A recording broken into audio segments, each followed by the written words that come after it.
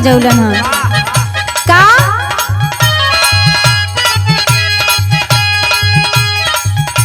शराब बुरी चीज है, आओ इसे खत्म करें।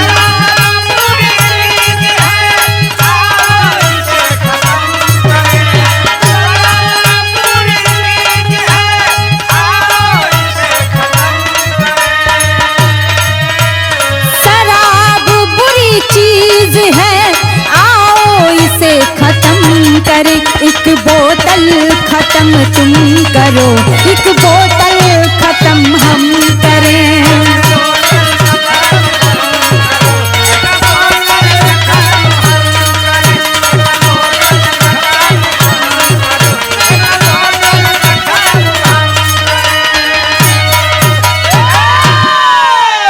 अच्छा भैया, हम बिरहा गायिका तृप्ति विश्वकर्मा आप सभी के बीच में बिरहा मस्ती चैनल पे एगो बिरहा भेजले रहनी जेकर नाम रहे सबसे सुखी कौन। एक बार फिर से आप लोगन के बीच में ये दूसरी बिरहा जा रहल बा। जैसे पहली बिरहा के आप लोग प्यार आशीर्वाद देनी, वैसे ही आप लोग एक बिरहा के प्यार आशीर्वाद दिहल जाई। 4 लाइन भूमिका के भाव बा मास्टर कैसे।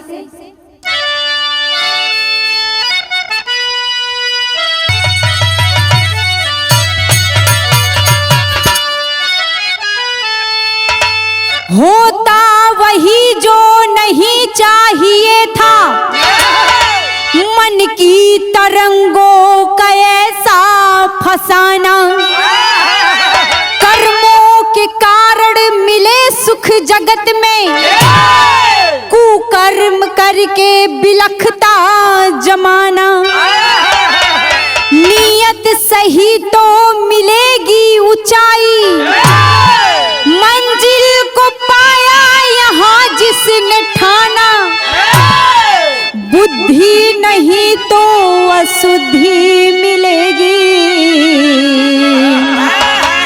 ईश्वर भी ना दे सकेंगे खजाना।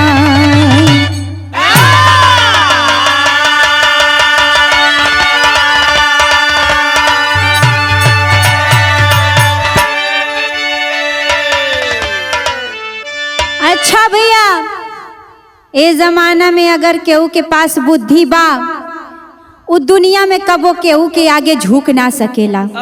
हमरे कवि जी बड़ा सुंदर कव्वाली लिखले हूँ का मास्टर साहब।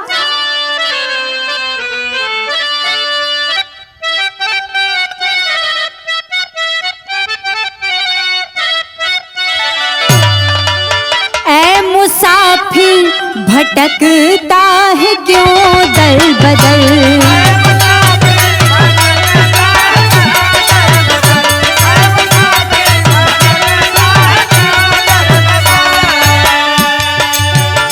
दोनों आलम का रहबर मदीने में है मुसाफिर।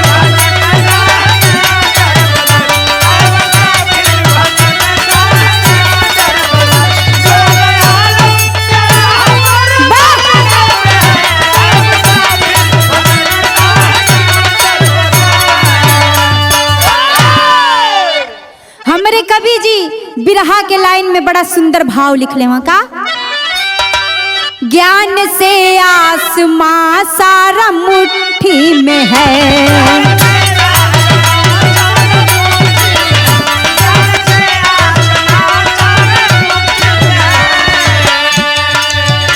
ज्ञान से आसमां सारा मुट्ठी में है, ज्ञान बिनु मन का सपना बिखर जाएगा,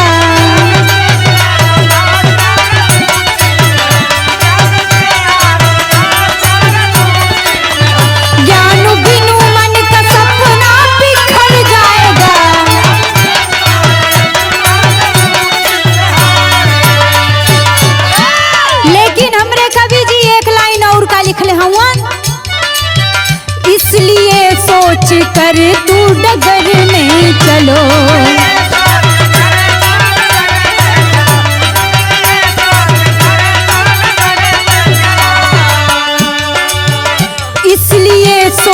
अगर तू डगर में चलो फिर पता ना जहां में किधर जाएगा।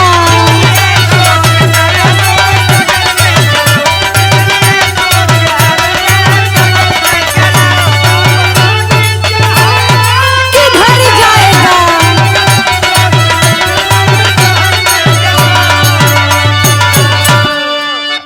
हमरे कवि जी बतौलन कि जेकरा ज्ञान और बुद्धि बा ओकरा ही मुट्ठी में संसार बा, आ जेकरा ज्ञान बुद्धि शिक्षा है ना हो वो एगो जानवर के समान हो।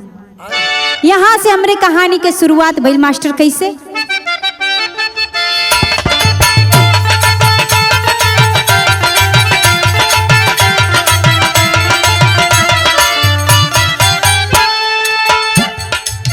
बात शिवदानी भोले शंकर की सुनाते हैं, बात शिवदानी भोले शंकर की कष्ट झेले तीनों थे परेशानी में, अपार कष्ट झेले तीनों थे परेशानी। गिरजा की पिया गरीबी मिटा देते, बड़े अभागे चारों किस्मत को सजा देते।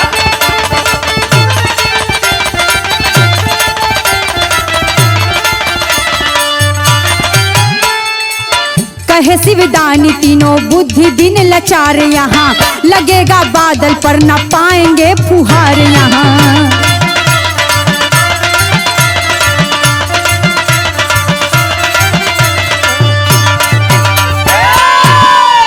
अच्छा भैया, भारत के मशहूर नगरी काशी का नाम आप लोग सुन ले हो बजा। ओ काशी नगरी के विश्वनाथ नगरी कहल जाला। वही काशी नगरी के एक गांव में एगो बुढ़िया औरत अपने पति और जवान बेटा अब बहू के साथे बहुत गरीबी में जीवन बिता रही थी।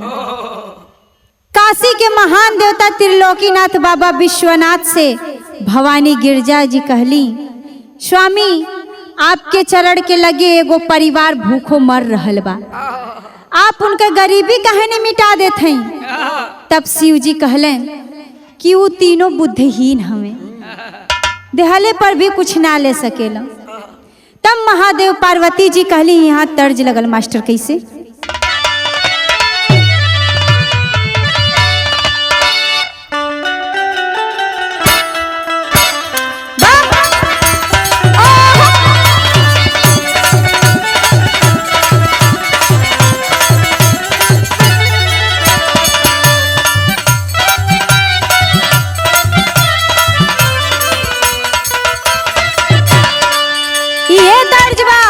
साड़ी हम ना पहिरबे राजा, साड़ी हम ना पहिरबे राजा, रेलिया के ड्राइवर।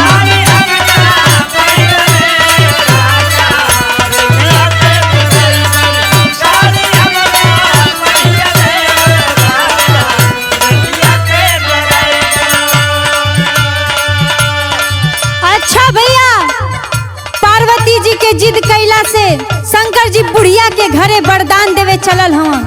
तो भइल का, प्रगट भइले दीनानाथ चारों प्राणी के समनमा।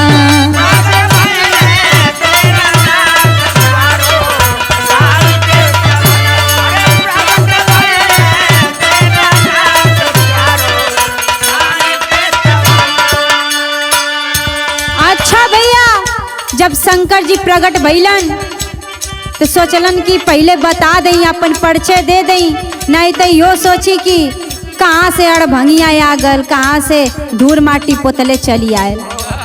पहले ही परिचय बताओ तुम, कहो तुम का हम है शंकर भगवान, मांगा हमसे तू वरदान।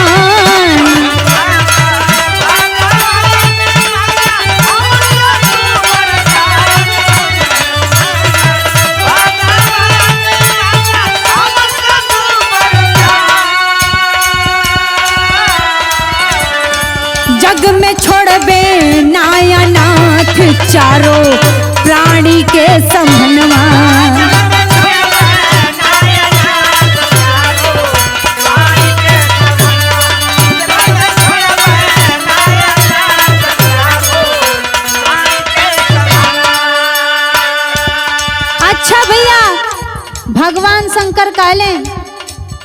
कि हम ही भगवान शंकर हई, जवन मांगे के तवन मांगला, लेकिन एगो शर्त बा,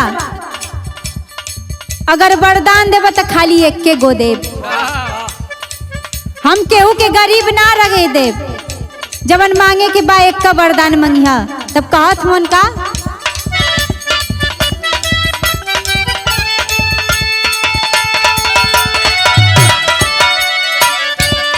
बुढ़वा बोलल हथवा जोड़ी, बुढ़िया मलकिन घर का मोर।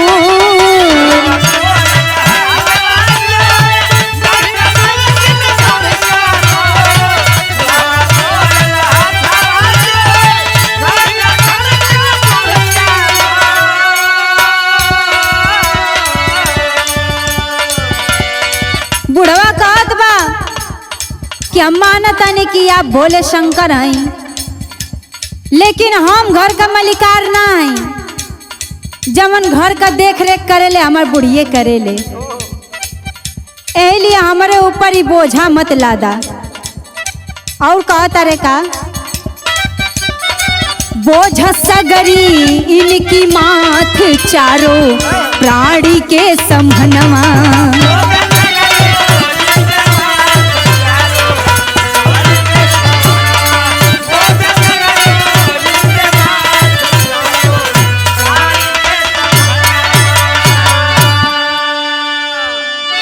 वो बुढ़वा अपने मालकिन के बोलौलस, कला की है सुनत ई भोले शंकर हुए, इनसे जवन वरदान मांगे के बा मांग ल।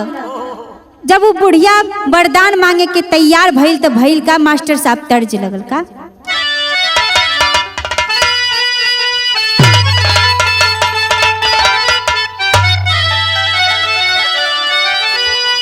अरे झूलनिया के गुजबा, अरे झूलनिया के गुजबा टूटल हो राजा।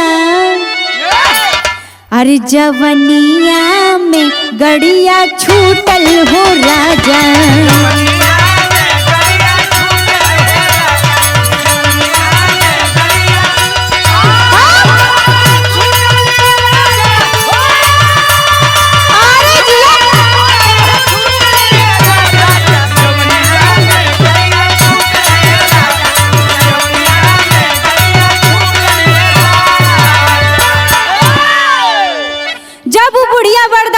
चल लिया बाबा भोले शंकर से, तब बुढ़वा कहलस का भाव में कहे के बा, अरे कुछ न लौके, अरे कुछ न लौके, अरे समहनवा गोरी हमार मंगी हा तू नयन माए गोरी।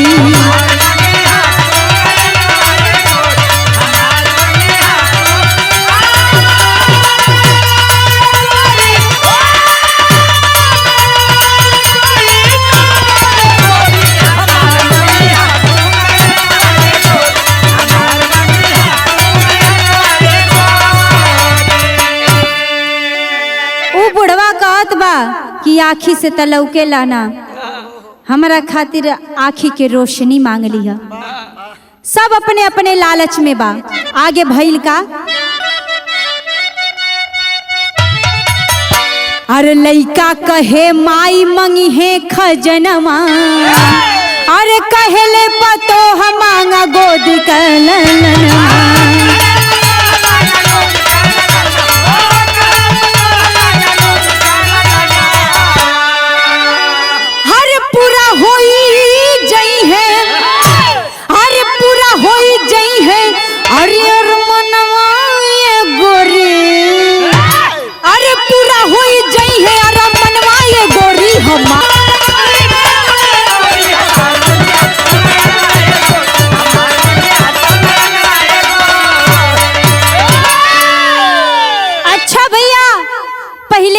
बिरहा के समझ लें, यहीं आके पेंच फंस गई।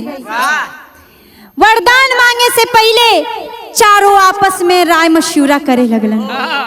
तब बुढ़वा आदमी कहलस कि हमरे आँख का रोशनी मांगला, अब बेटा कहलस कि बाबा भोलेनाथ से धन दौलत मांगला।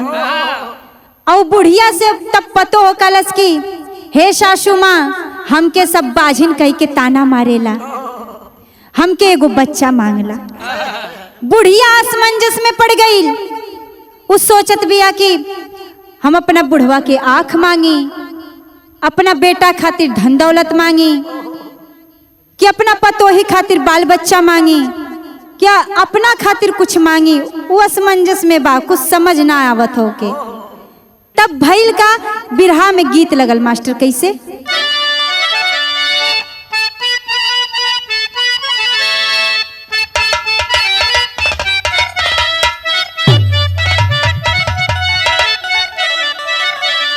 बड़ी पुरान गीत बा कैसे। और सुन कैला बलमु, अरे सुन कैला बलमु, कचौड़ी गली सुन कैला बलमु, मिर्जापुर के कैला गुलजार हो कचौड़ी गली सुन कैला बलमु।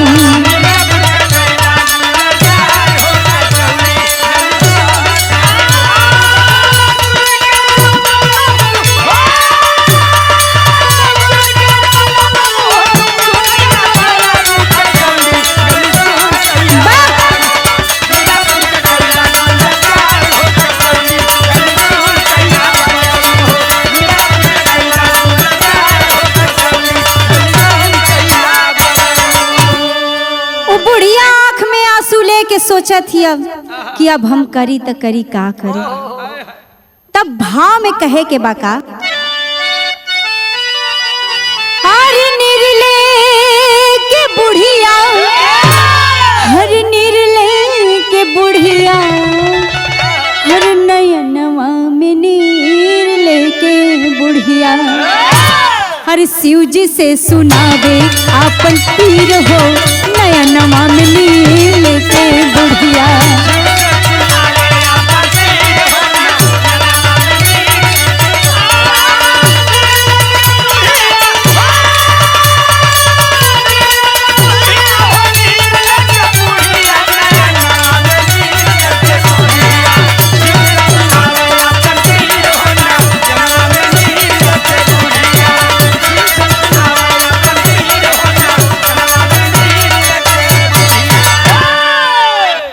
बुढ़िया आंख में आंसू लेके भगवान शिव शंकर से कहत का है मास्टर।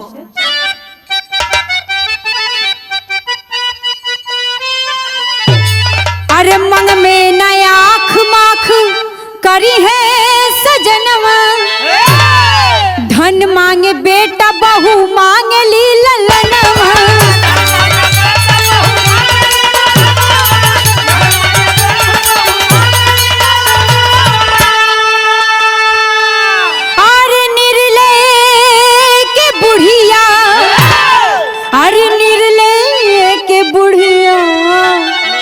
हर नयनवा में नीर लेके बुढ़िया, काल्ह देवे अइहा हमके खीर हो, नयनवा में नीर लेके बुढ़िया।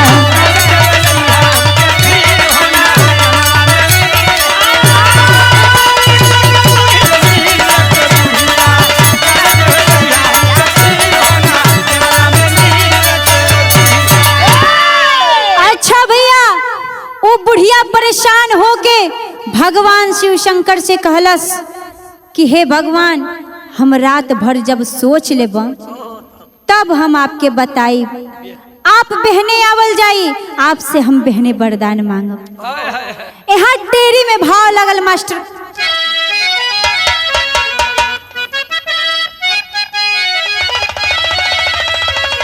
अरे मंगनिया जीव के काल हो गइल, उड़ल नींद रात में झंखेले बुढ़निया। अच्छा भैया, वो बुढ़िया परेशान हो गई लियो, ओके राती में नींद ना आवत था। तब तक ले करीब रात 2 बजे देवर्षि नारद हाथे में बीड़ा लेले नारायण नारायण करत आ गईलन। बुढ़िया के परेशान देख के देवर्षि नारद जी पूछत हुवन का, यहाँ बिरहा में गीत लगल मास्टर कैसे?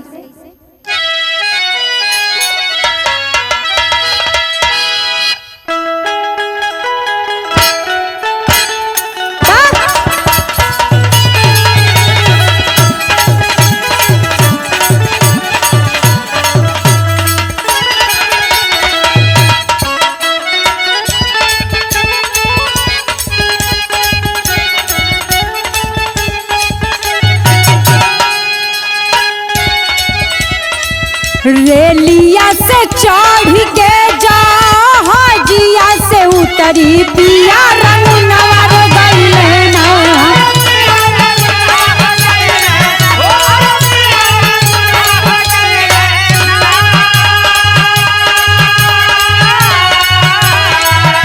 तो हमारा झूलनी के हो करनमा पिया रंग नवार गइले ना।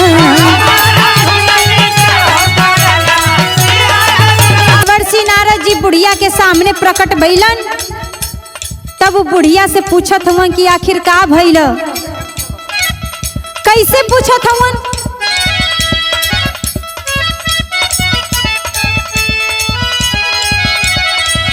कवनी करनवा बरसे रतिया में नयनवा अपन बेदनवा हो बोलना।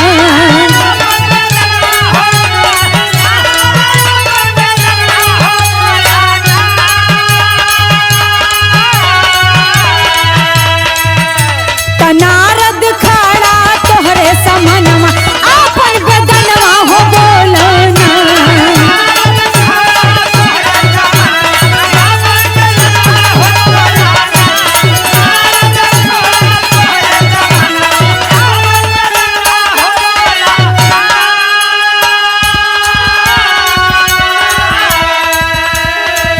बूढ़िया बतावलस अपना मन का परेशानी।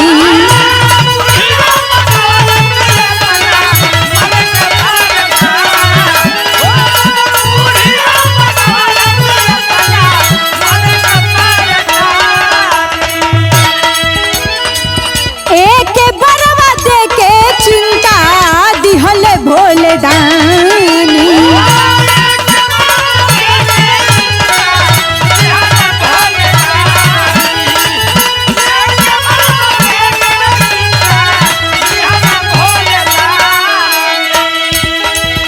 बुढ़वा मांगे आँख लइका मांगे लाख जनवा अपन बेदनवा हो बोलना।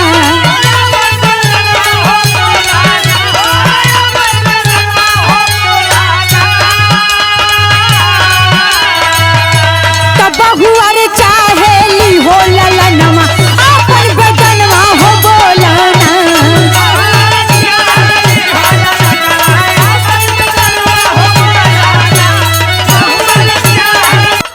ओ बुढ़िया के बात सुन के नारद जी कवन विद्या देहलन? दिहल नारद मुनि विद्या बुढ़िया के सिखाई।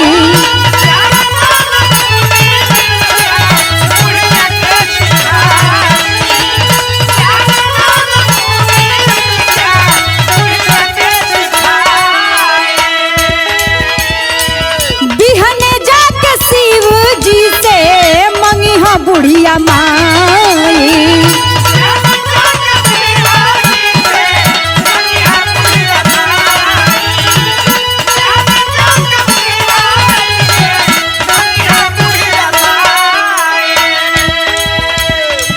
पूरा यार मनवा होई एक ही निसनमा अपन बेदनमा हो बोलना।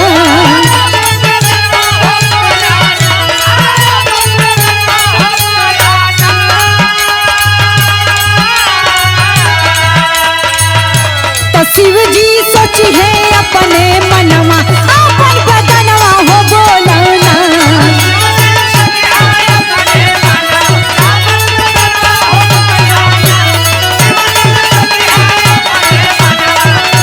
शान बुढ़िया के देख के देवर्षि नारद जी प्रकट भइलन। आओ बुढ़िया की ऐसन विद्या बता देलन कि एक ही वरदान में सब कुछ हासिल हो जाए। देवर्षि नारद के बात सुन के वो बुढ़िया बड़ी खुश भइल और सवेरे के इंतजार करती बा। तब भइल का मास्टर साहब आल्हा के लाइन लगल।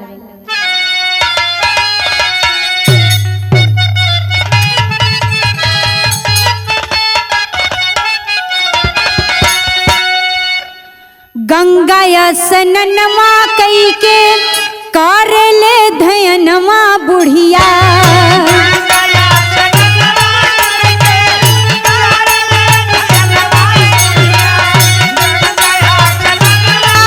मधुर बचनिया बोली,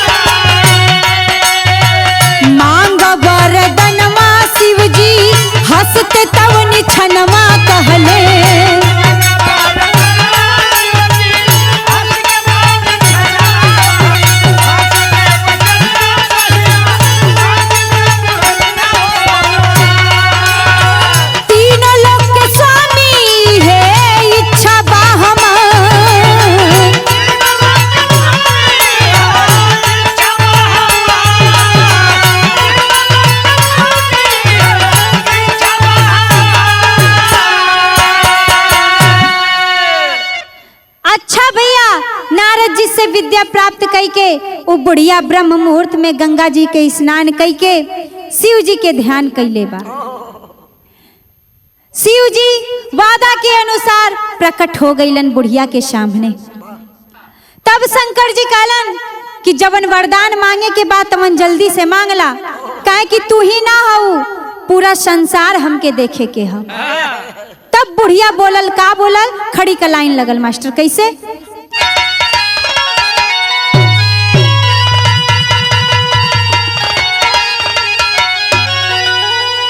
कि बुढ़िया कहे कि बुढ़ऊ खोल के देखे आखिया, कि दूधवा सोना। तब वो बुढ़िया शिव जी से कहलस कि हे भोलेनाथ, हमके खाली एक के वरदान दे दा, जौन हमार बुढ़वा आदमी बा वो एगो सोना के कटोरा में हमरे नाती के दूध पियत देखे। तब भइल का, हासे शिवदानी कहा पवलू चतुराई, बुढ़िया कहलस रतिये गौए नारद जी सिखाई, बुद्धि से जुड़ाई गईली हमरी छतिया, अरे बुद्धि से जुड़ाई गईली हमरी छतिया, आ दूधवा सोना के कटोरवा में पिए नतिया।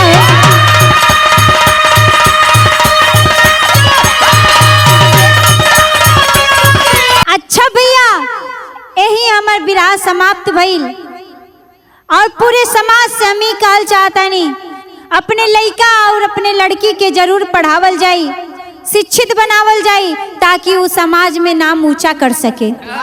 गुरु घराना की परिचय देते हुए कहे कि काबा, गुरु बिहारी गुरु गणेश, क्या होना है मदहोश, माया मैं से बचो जगत में कहे कभी संतो,